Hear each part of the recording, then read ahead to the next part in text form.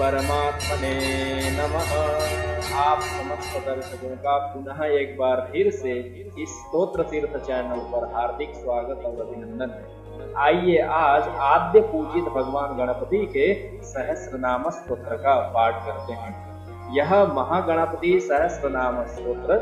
रुद्रयामल ग्रंथ के अंतर्गत शिव पार्वती संवाद के रूप में आया है। इसी सहस्रनाम स्तोत्र को ही वरद गणेश सहस्रनाम स्तोत्र से भी जाना जाता है।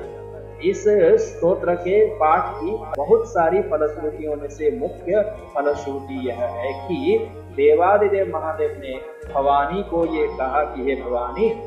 पहले त्रिपुरासुर वध के समय में भी मैंने इसी सहस्रनाम स्तोत्र के पाठ करने से मेरे सामने आने वाले सकल प्रकार के विघ्न बाधा नाश होकर के मैंने त्रिपुरासुर का वध किया था। इसलिए यह सहस्रनाम स्तोत्र शत्रु विनाश और शत्रु प्रणशन के लिए अत्यंत लाभकारी और कारक है। आइए आरंभ करते हैं। अथ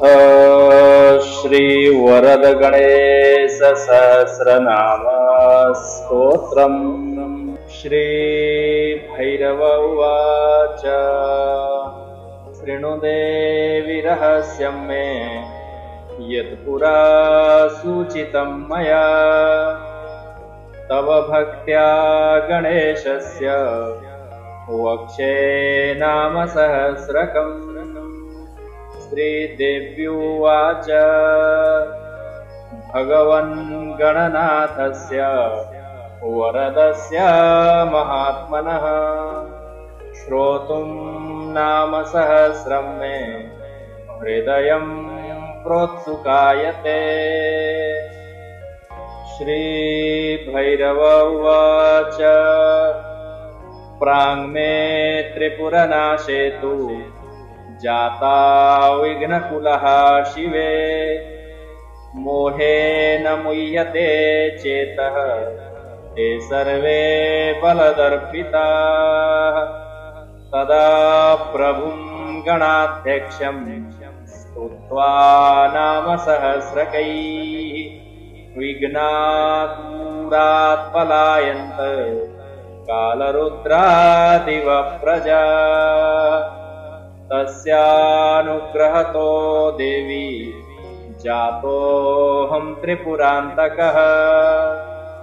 तमद्यापि गणेशानं स्तौमि नाम सहस्रकैः। तमद्य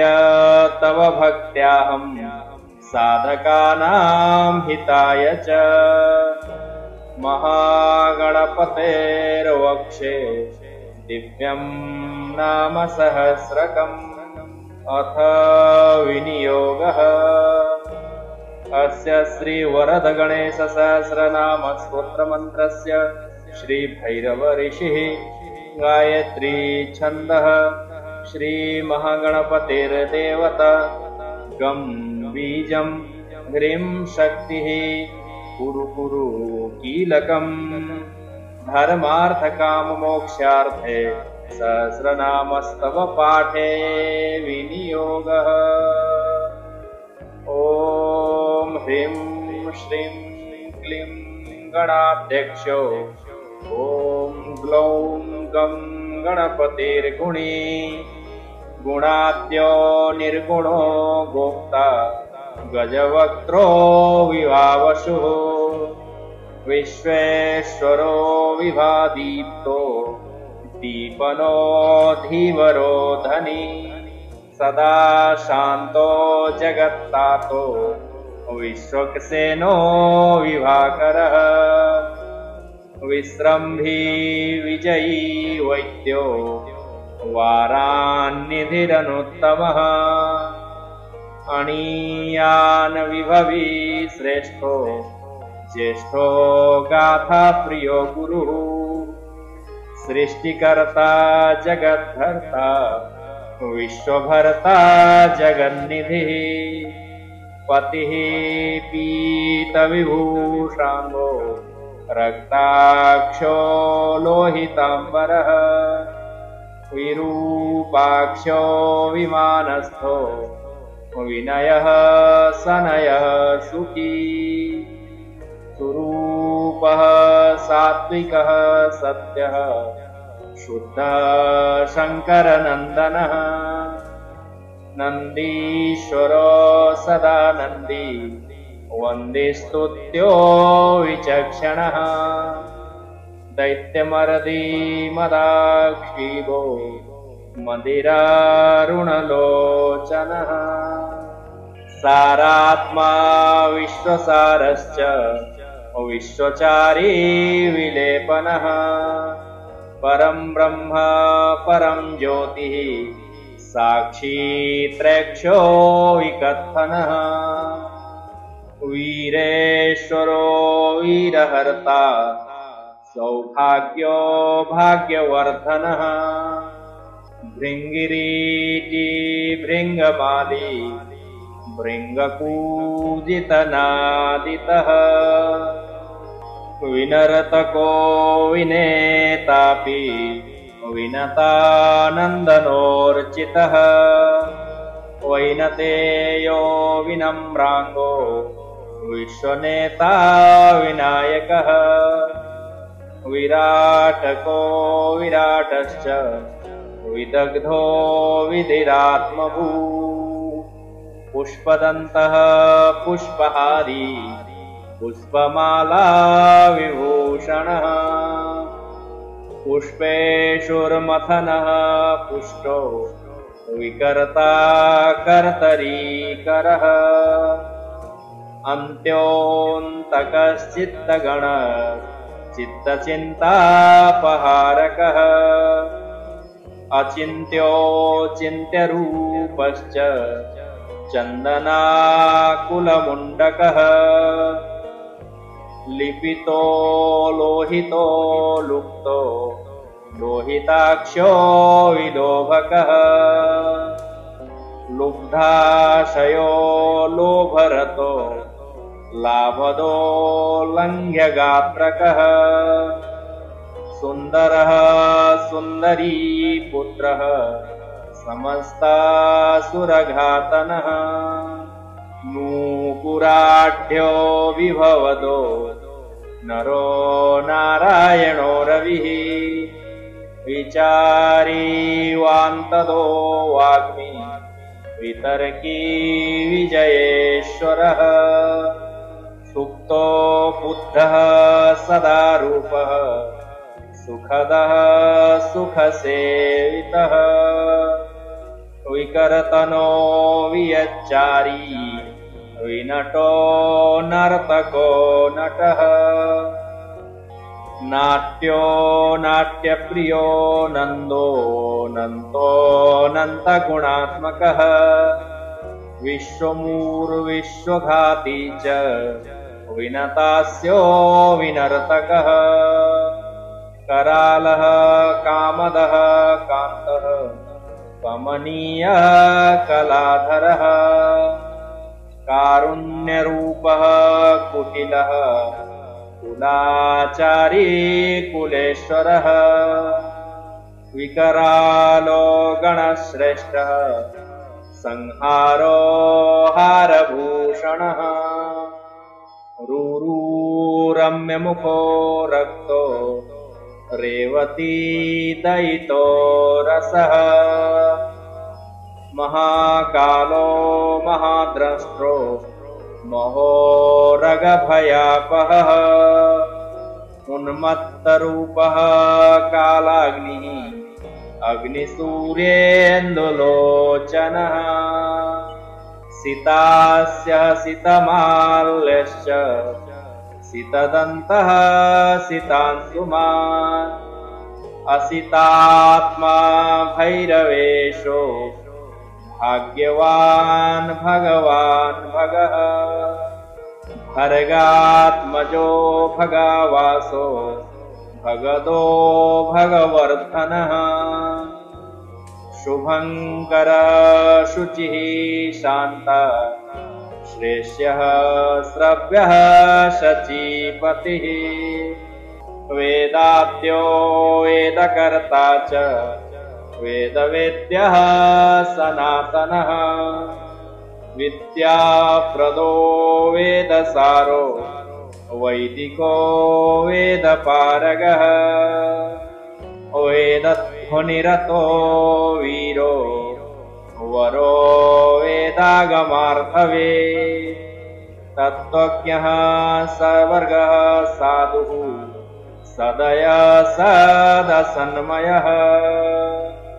निरामयो निराकारो निर्भयो नित्यरूपभ्रे निर्वैरो वैरिविध्वंसी मत्तवारणसन्निभः शिवङ्करः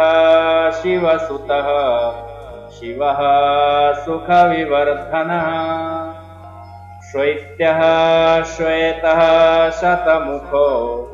मुग्धो मोदकभोजनः देवदेवो दिनकरो धृतिमान् भवः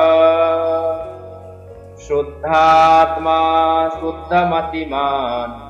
शुद्धदीप्ति शुचिव्रतः शरण्यः शौनकः शूरः शरदम्भोजधारकः तारकः शिखिवाहेष्टः शीतः शङ्करवल्लभः शङ्करो निर्भयो नित्यो लयक्रेल्लास्य तत्परः भूतो लीलारसोल्लासी विलासी विभ्रमो भ्रमः भ्रमणः शशभ्रेत् सूर्यः शनेर्धरणिनन्दनः बुद्धो विबुधसेव्यश्च बुधराजो बलन्धरः जीवो जीवप्रदो जैत्रः स्तुत्यो नृत्यो नतिप्रियः जनको जिनमार्गज्ञो जैनमार्गनिवर्तकः गौरीसुतो गुरुरवो गौराङ्गो गजपूजितः परं पदं परं धाम परमात्मा कविकुजः राहुर्दैत्यशिरश्छेदी केतुः कनककुण्डलः ग्रहेन्द्रो ग्राहितो ग्राह्यो ग्रणीर्घुर्घुरनादितः पर्जन्यः पीवरो पोत्री हीनवक्षा परार्जितः वनेचरो वनपतिर्वनवासस्मरोपमः पुण्यं पूतः पवित्रं च परात्मा पूर्णविग्रहः पूर्णेन्दुसकलाकारो मन्युः पूर्णमनोरथः युगात्मयुगभृत्यज्वा याज्ञिको यज्ञवत्सलः यशस्वी यजमानेष्टो यजभ्रेत् वज्रपञ्जरः मणिभद्रो मणिमयो मान्यो मीनध्वजाश्रितः मीनध्वजो मनोहारी योगिनां योगवर्धनः द्रष्ट्रा स्रष्ट्रा तपस्वी च विग्रही तापसप्रियः तपोमयस्तपोमूर्ति तपनश्च तपोधनः रुचको मोचको रुष्टः तुष्टस्तोमरधारकः दण्डी चण्डांसुरव्यक्तः कमण्डलुधरो नखः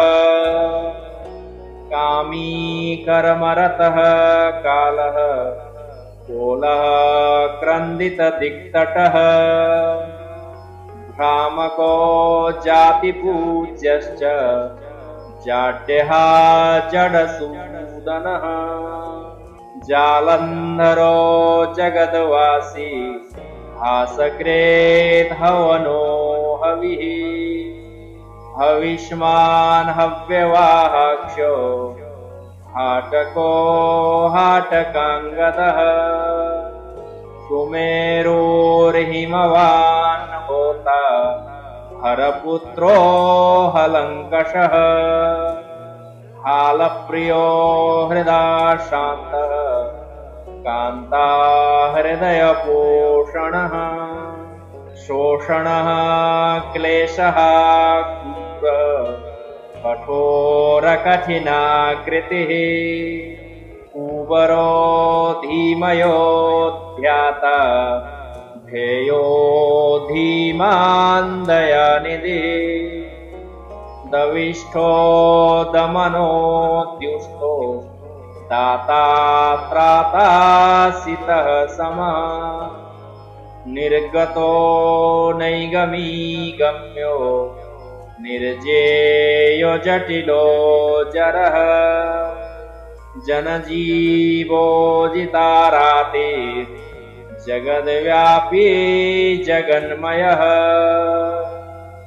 चामीकरनिभो नाद्यो नलिनायतलोचनः रोचनो मोचनो मन्त्री मन्त्रकोटिसमाश्रितः पञ्चभूतात्मकः पञ्चसायकः पञ्चवक्त्रकः पञ्चमः पश्चिमः पूर्वः पूर्णः कीर्णालकः गुणिः कठोरहृदयो ग्रीवा संकृतो ललिताशयः लोलचित्तो बृहन्नासो मासपक्षर्तुरूपवान् ध्रुवो द्रुतगतिर्धर्म्यो धर्मी नाकि प्रियो नलः अगस्त्योग्रस्तभुवनो भुवनैकमलापः सागरः स्वर्गतिः सोक्षः सानन्दः साधुपूजितः सतीपतिः समरसः सनकः सरलः सुरः सुराप्रियो वसुपतिर्वासवो वसुपूजितः वित्तदो वित्तनाथश्च धनिनां धनदायकः राजीवनयनः स्मृतिदः कृत्तिकाम्बरः आश्विनोऽश्वमुखः शुभ्रो भरणो भरणीप्रियः कृत्तिकासनगः कोलो रोहीरोहणपादुकः ऋभुर्वेष्टोरिमरदी च रोहिणी मोहनोऽमृतम् मृगराजो मृगशिरा माधवो मधुरध्वनिः आर्द्राननो महाबुद्धिर्महोरगविभूषणः भ्रूक्षेपदत्तविभवो भ्रूकरालः पुनर्मयः पुनर्देवः पुनर्जेता पुनर्जीवः पुनर्वसुः तित्तिरेस्तिमिकेतुश्च तिमिचारकघातनः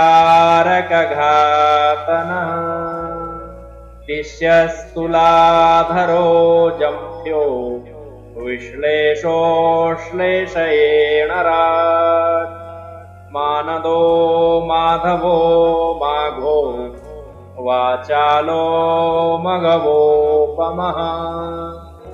मेध्यो मगाप्रियो मेघो महामुण्डो महाभुजः पूर्वफाल्गुनिकः स्फीतः फल्गोरुत्तरफाल्गुनः फेनिलो ब्रह्मदो ब्रह्मा सप्ततन्तो समाश्रयः गोणहस्तश्चतुर्हस्तो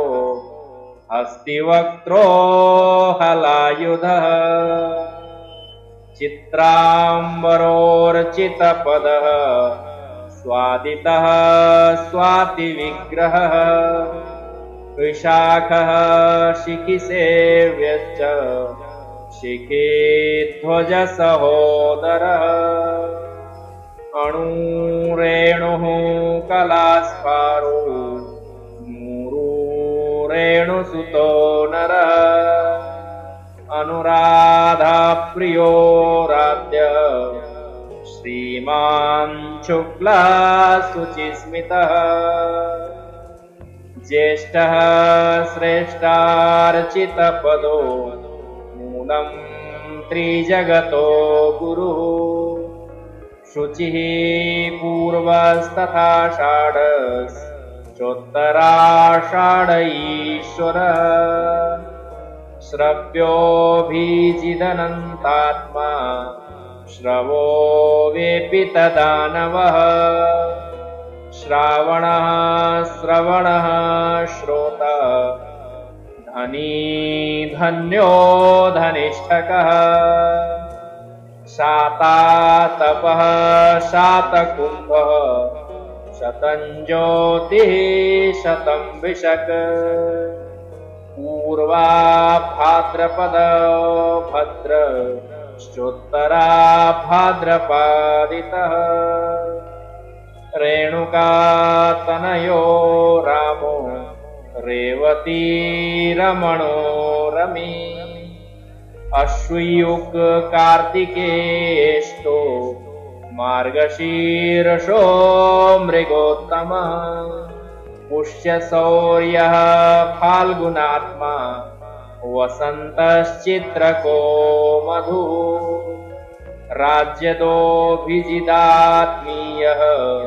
तारेशस्तारकद्युतिः प्रतीतः प्रोज्झितः प्रीतः परमः पारमोहितः परः पञ्चभूः पञ्च वायुः पूज्यः परमः पुराणागमविद्योग्यो महिषो रासभोग्रगः ग्राहो मेषो वृषो मन्दो मन्मथो मिथुनार्चितः कल्कभेत्कटको दीनो मर्कटः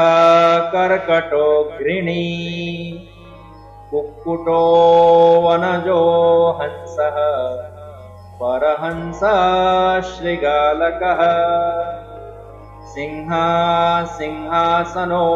मूषो मोह्यो मूषकवाहनः पुत्रदो नरकत्राता कन्या प्रीतः कुलोद्वः अतुल्यरूपो वलद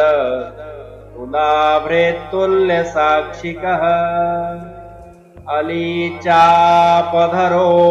धन्वी कच्छपो मकरो मणिः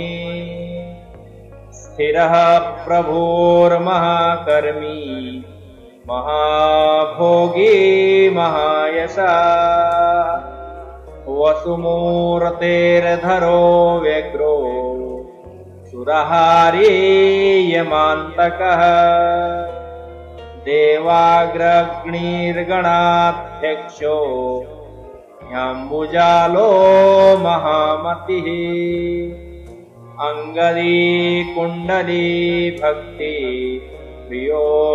भक्तिविवर्धनः गणपत्यप्रदो मायी वेदवेदान्तपारगः कात्यायनी सुतो ब्रह्म पूजितो विघ्ननाशनः संसारभयविध्वंसी महोरस्को महीधरः विघ्नान्तको महाग्रीवो वृषं मोदकमोदितः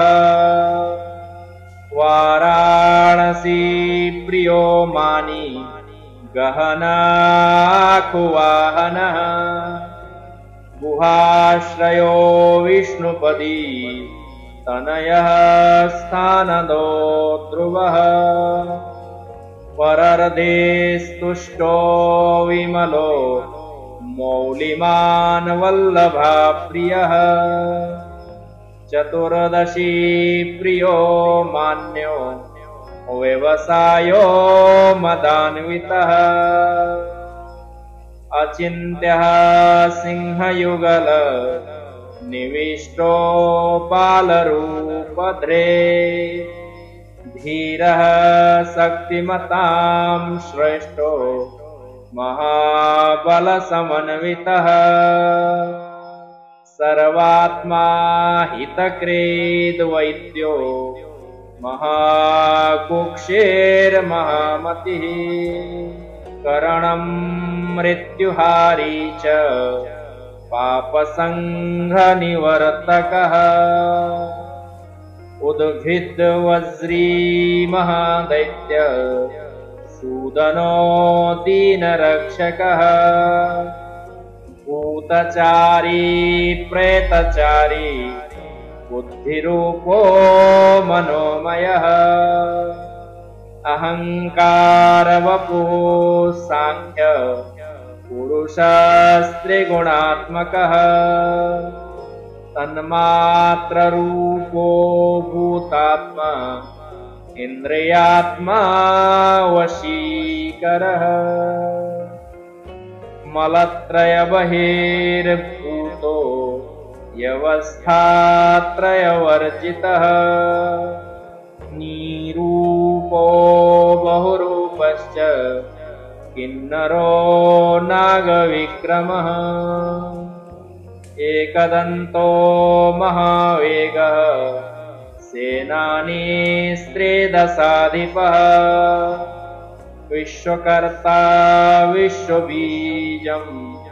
श्रीसम्पदहिर्धृतिर्मतिः सर्वशोषकरो वायुः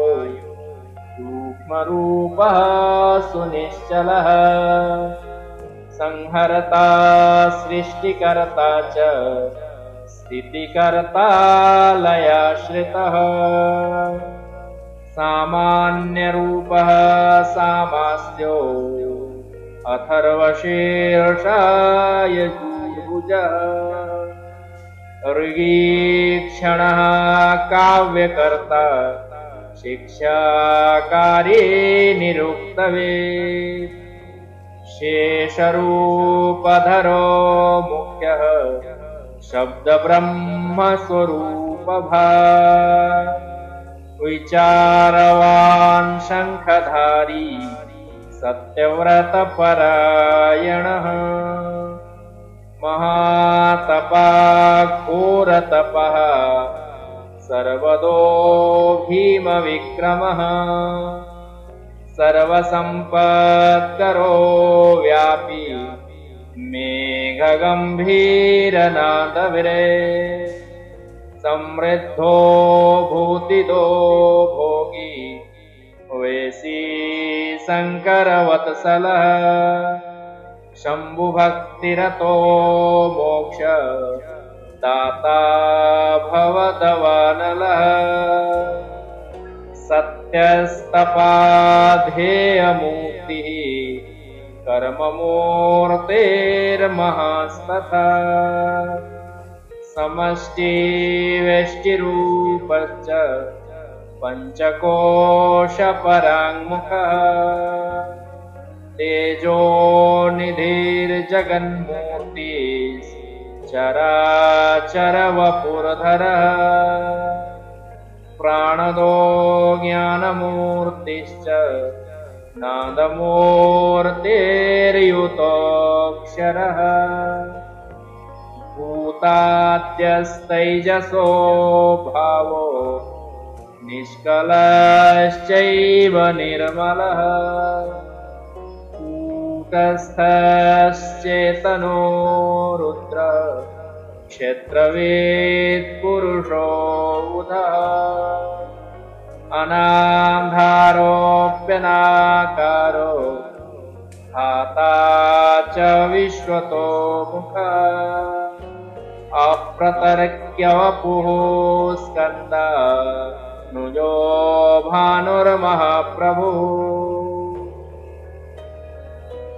यज्ञहर्ता यज्ञकर्ता यज्ञानां फलदायकः यज्ञगोप्ता यज्ञमयो दक्षयज्ञविनाशकृ वक्रतुण्डो महाकाय कोटिसूर्यसमप्रभः एकदंष्ट्रः कृष्णपिङ्गो विकटो धूम्रवर्णकः टङ्कधारी जम्बुकश्च नायकः शूर्पकर्णकः सुवर्णगर्भः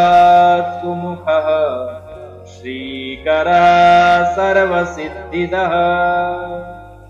सुवर्णवर्णो हेमाङ्गो महात्मा चन्दनच्छविः स्वङ्गः स्वक्षः सतानन्दो लोकविल्लोकविग्रहः इन्द्रो जिष्णोर्धूमकेतुर्वह्निः पूज्यो दवान्तकः पूर्णानन्दः परानन्दः पुराणपुरुषोत्तमः कुम्भव्रेत्कलशी कुब्जो मीनमांससुतर्पितः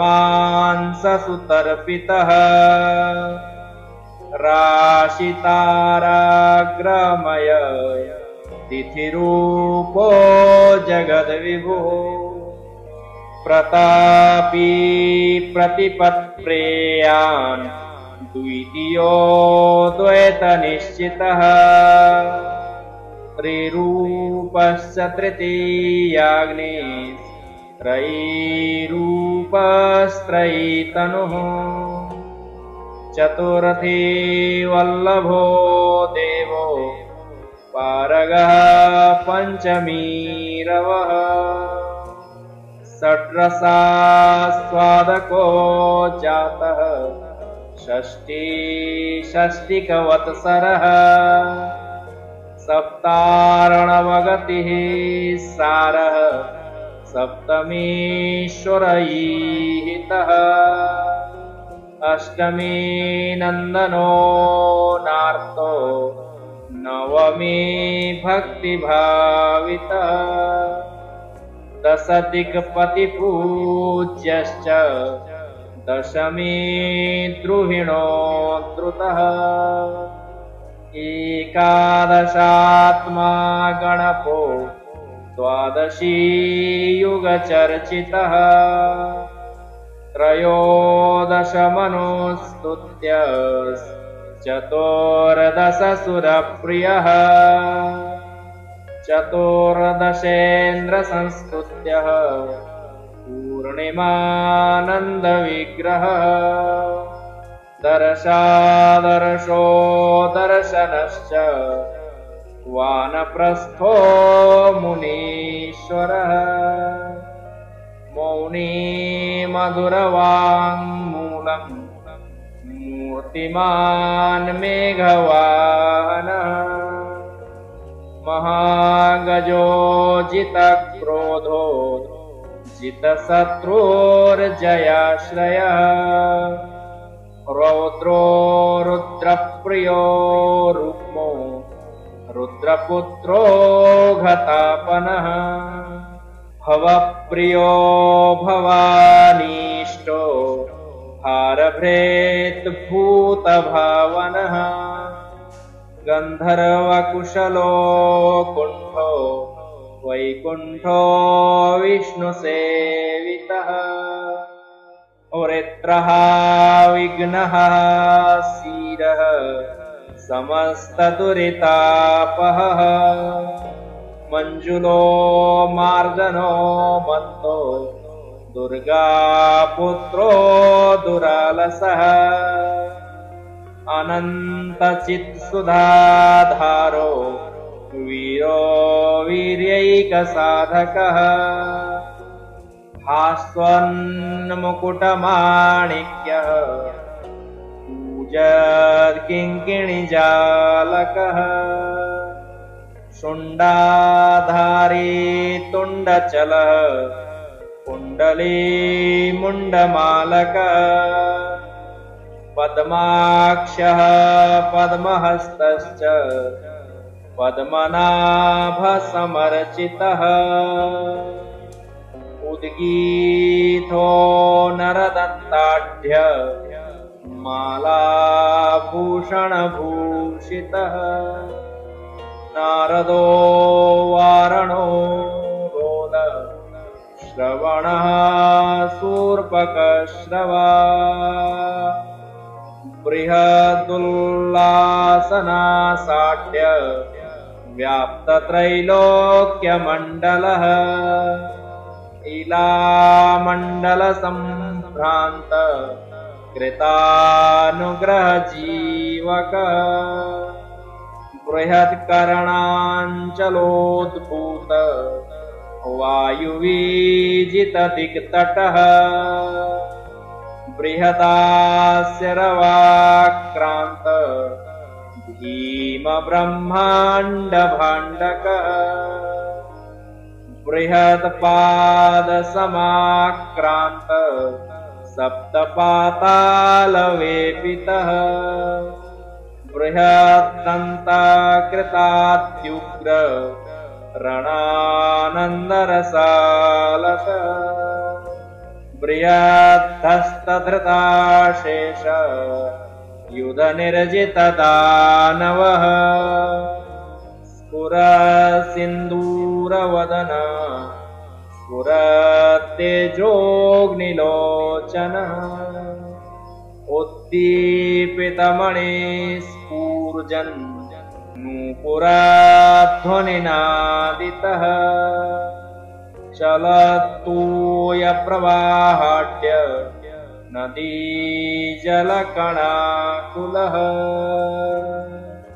भ्रमत्कुञ्जरसङ्घात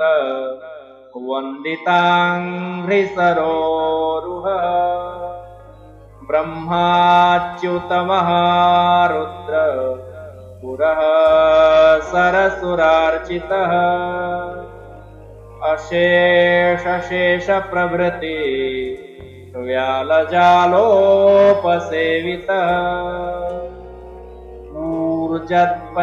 ऊर्जत्पञ्चाननाराव प्राप्ताकाशधरातलः हाहाहूः कृतात्युग्र सुरविभ्रान्तमानसः पञ्चाशद्वर्णबीजाढ्य मन्त्रमन्त्रितविग्रहः वेदान्तशास्त्रपीयूष धाराप्लावितभूतलः शङ्खध्वनिसमाक्रान्त पातालादिनभस्तलः चिन्तामणिर्महामल्लो अल्लहस्तो बलिः कलिः कृतत्रेतायुगोल्लास हासमान जगत्त्रयः द्वापरः परलोकैक कर्मध्वान्तसुधाकरः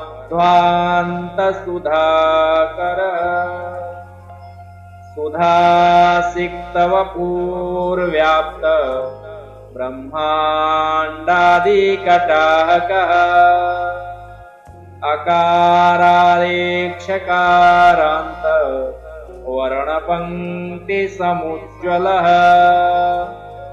अकाराकारप्रोद्गीत तारनादनिनादितः इकारेकारमन्त्राढ्य मालाभ्रमणलालसः उकारोकारप्रोद्गारी घोरनागोपवीतकः त्रिवर्णाङ्कितरिकार पद्मद्वयसमुज्ज्वलः ऋकारयुतर्ऋकार शङ्खपूर्णदिगन्तरः एकारैकारगिरिजा स्तनपानविचक्षणः उकारौकारविश्वादि कृतश्रेष्ठिक्रमालसः वर्णावलीव्याप्त पादादिशीर्षमण्डलः करणतालकृतात्युच्चैर्वायोवीजितनिर्जरः खगे सद्भुजरत्नाङ्क किरीटारुणपादकः गर्विता शेषगन्धर्व गीततत्परश्रोत्रकः घनवाहनवागीश सरसुरार्चितः वर्णामृतधाराढ्य शोभमानैकदन्तकः चन्द्रकुङ्कुमजम्बाल लिप्तसिन्दूरविग्रहः छत्रचामररत्नाढ्य मुकुटालङ्कृताननः जटाबद्धमहानर्घ मणिपङ्क्तिविराजितः झङ्कारिमधुपाव्रात गाननादनिनादितः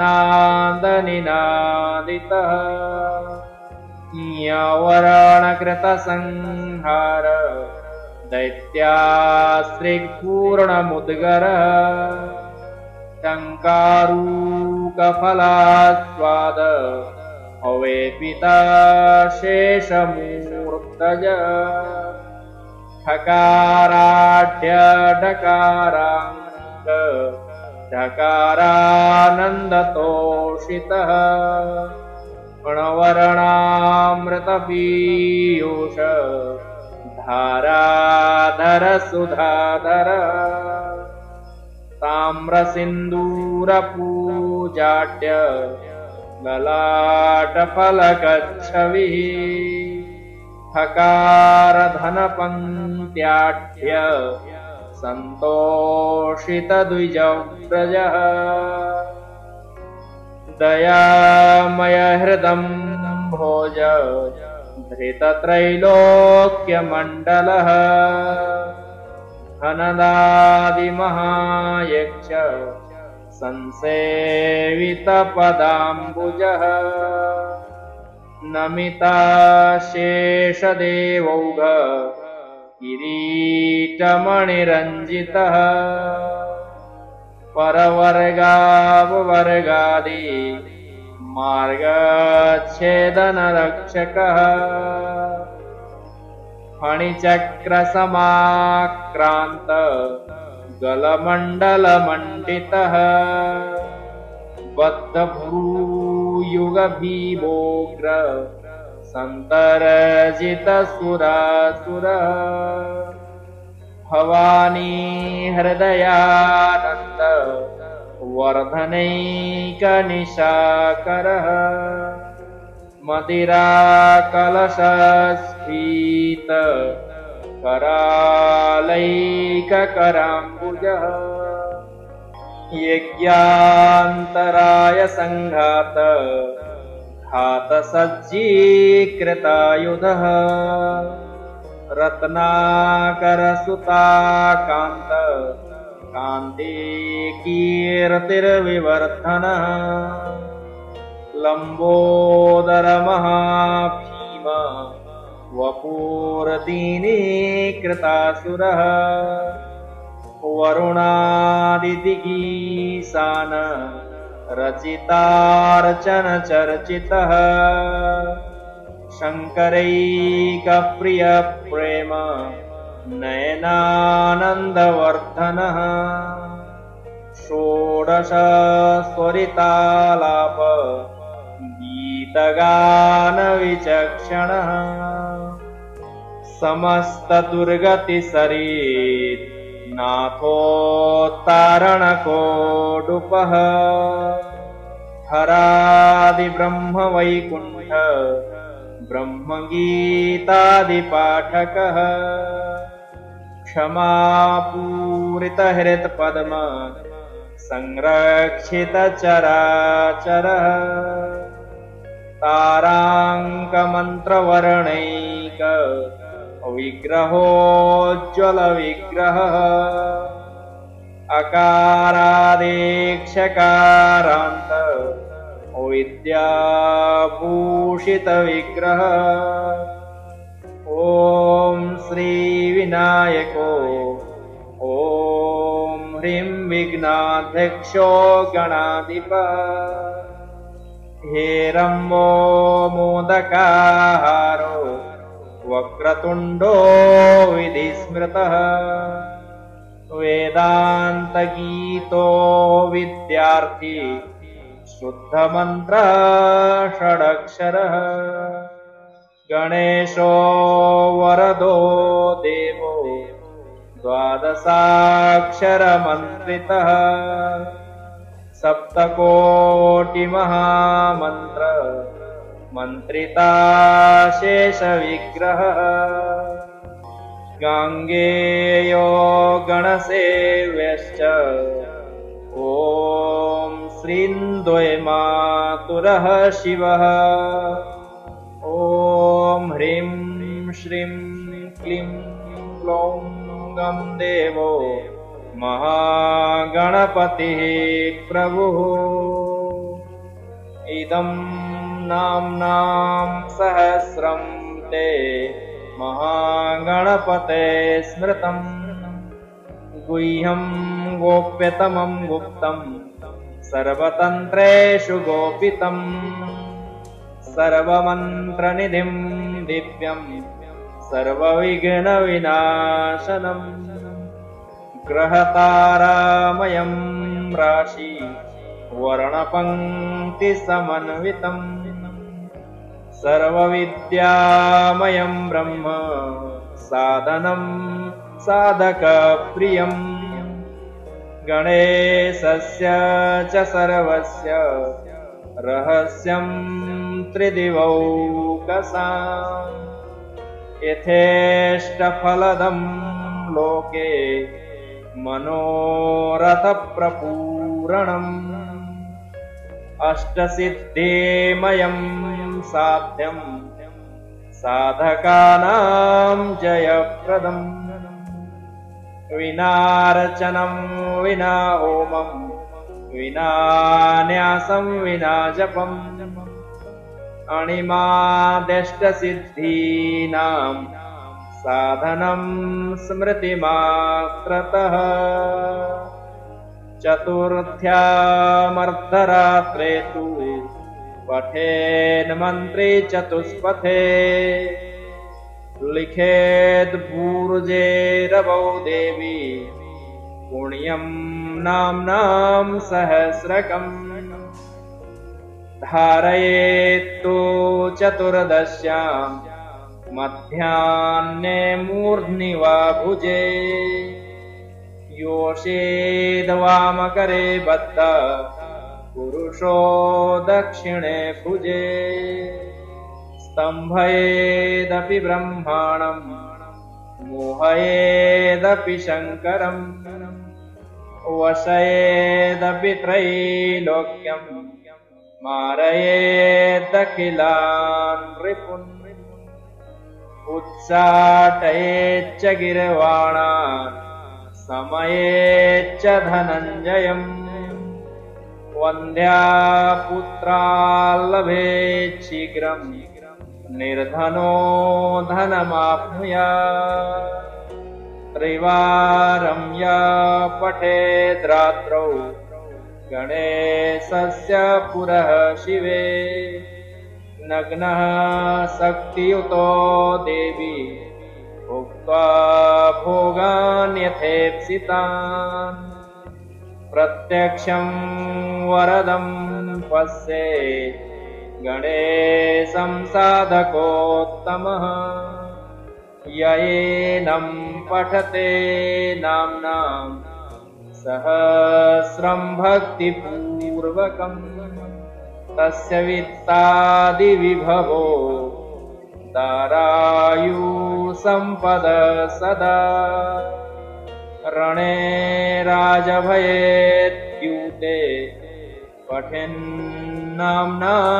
सहस्रकम् सर्वत्र जयमाप्नोति गणेशस्य प्रसादतः इतीदं पुण्यसर्वस्वं मन्त्रनाम सहस्रकम् इतीदं पुण्यसर्वस्वं मन्त्रनाम सहस्रकम् महागणयोनिव महागणपतेर्गुह्यं गोपनीयं स्वयोनिव इति श्रीरुद्रयामले तन्त्रे श्रीदेवी रहस्ये महागणपति सहस्रनाम स्तोत्रम् सम्पूर्णम्।